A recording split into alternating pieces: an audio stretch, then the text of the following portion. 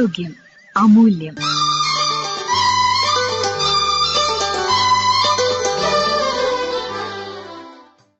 തുമ്മൽ, കാരണങ്ങളും പരിഹാരമാർഗങ്ങളും. ഇതേക്കുറിച്ച് സംസാരിക്കുന്നു കുണ്ടുപറമ്പ് സൗഭാഗ്യ ഹോമിയോപ്പതി ക്ലിനിക്കിലെ ഡോക്ടർ അഷിത മണികണ്ഠൻ. തുമ്മൽ പലരെയും ബുദ്ധിമുട്ടിക്കുന്ന ഒന്നാണ്. നമ്മുടെ ശ്വാസകോശത്തിൽ നിന്നും വരുന്ന ഒരു പ്രതിപ്രവർത്തനമാണ് തുമ്മൽ. രാവിലെ എഴുന്നേൽക്കുന്നത് മുതൽ രാത്രി ഉറങ്ങുന്നതുവരെ തുമ്മൽ ചിലരെ അലട്ടാറുണ്ട്. ജനിച്ച് 2 ദിവസമായ കുട്ടികൾ മുതൽ വയസ്സായവരിൽ വരെ തുമ്മൽ കാണാറുണ്ട്. തുമ്മൽ ഒരു രോഗമായി മാറുന്നത് നമ്മുടെ ചുറ്റുമുള്ള വലിയ ഉപദ്രവകാരികളല്ലാത്ത വസ്തുക്കൾക്ക് പോലും നമ്മുടെ ശരീരം പ്രതികരിക്കുമ്പോഴാണ്. ഉദാഹരണത്തിന്, നമ്മുടെ വീട്ടിലുള്ള പൊടി പൊതുവെ നിരുപദ്രവകാരിയായിരിക്കാം.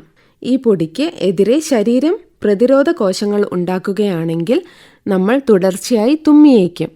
ഇത് പൊടി കൂടാതെ നമ്മൾ കഴിക്കുന്ന ചില ഭക്ഷണ വസ്തുക്കൾ, അതായത് പാൽ, കപ്പലണ്ടി, ബദാം പോലെയുള്ള നട്ട്സ്, നാരങ്ങ വെള്ളം എന്നിവയൊക്കെ തുമ്മൽ ഉണ്ടാക്കിയേക്കാം ചിലർക്ക്.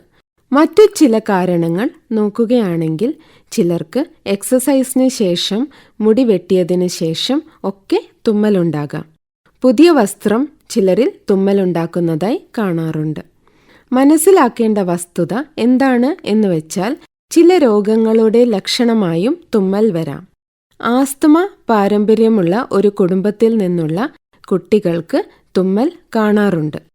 ജനിച്ചതു മുതൽ ഏതാണ്ട് 12 വയസ്സുവരെ ശ്വാസം മുട്ടലുണ്ടാകുകയും 12 മുതൽ 30 വയസ്സുവരെ തുമ്മലായും അത് പരിണമിക്കാറുണ്ട്. മൂക്കിനകത്ത് ദശ വളർച്ചയുള്ളവർക്ക് തുമ്മൽ കാണാറുണ്ട്. നേസൽ പോളിപ്പ് എന്നാണ് ഇതിന് പറയുന്നത്. ശക്തമായ തുമ്മൽ മറ്റു ചില രോഗങ്ങൾക്ക് കൂടെ ഇടവരുത്താറുണ്ട്. ഉദാഹരണത്തിന് തൊണ്ടയിൽ ഇറിറ്റേഷൻ, ചെവിയിൽ പഴുപ്പ് എന്നിവ. തുമ്മൽ പരിഹരിക്കാൻ പ്രധാനമായും തുമ്മൽ വരാൻ ഇടയുള്ള വസ്തുക്കൾ ഉപേക്ഷിക്കുക എന്നതാണ് ആദ്യം ചെയ്യേണ്ടത്. അതായത് ഭക്ഷണത്തിൽ തുമ്മൽ ഉണ്ടാക്കാൻ സാധ്യതയുള്ള വസ്തുക്കളായ കപ്പലണ്ടി, ബദാം, പാൽ, പാലിൻ്റെ മറ്റുൽപ്പന്നങ്ങൾ, പനീർ മുതലായവ ഒഴിവാക്കേണ്ടതാണ്.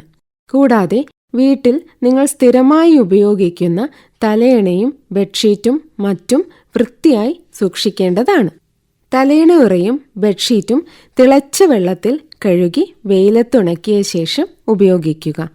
വീട്ടിലുള്ള ഉപയോഗശൂന്യമായ വസ്തുക്കളിൽ പൊടി അടിഞ്ഞുകൂടി അലർജി വരാൻ ഉള്ള സാധ്യത വളരെ കൂടുതലായതിനാൽ അവ ഉപേക്ഷിക്കുക. നോൺ ടോക്സിക് പെയിന്റ് അഥവാ താരതമ്യേന അലർജി ഉണ്ടാക്കുന്ന വസ്തുക്കൾ കുറവുള്ള പെയിന്റ് വാങ്ങി ഉപയോഗിക്കുക.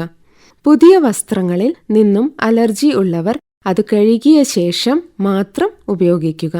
ഇനി തുമ്മലിനുള്ള ചികിത്സകൾ എന്തൊക്കെ എന്ന് പരിശോധിക്കാം.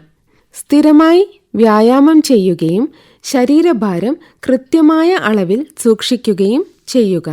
വിട്ടുമാറാത്ത തുമ്മലിന് യോഗ ചെയ്യുന്നത് വളരെ ഫലപ്രദമാണ്.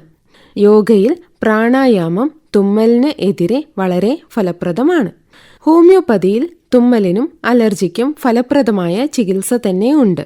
രോഗിയുടെ മുഴുവൻ കേസും പഠിച്ച ശേഷമാണ് ഒരു ഹോമിയോ ഡോക്ടർ തുമ്മലിനുള്ള മരുന്ന് നിർദ്ദേശിക്കാറ്. തുമ്മൽ, കാരണങ്ങളും പരിഹാരമാർഗങ്ങളും. ഇതേക്കുറിച്ച് ഇതുവരെ സംസാരിച്ചത് കുണ്ടുപറമ്പ് സൗഭാഗ്യ ഹോമിയോപ്പതി ക്ലിനിക്കിലെ ഡോക്ടർ അഷിത മണികണ്ഠൻ.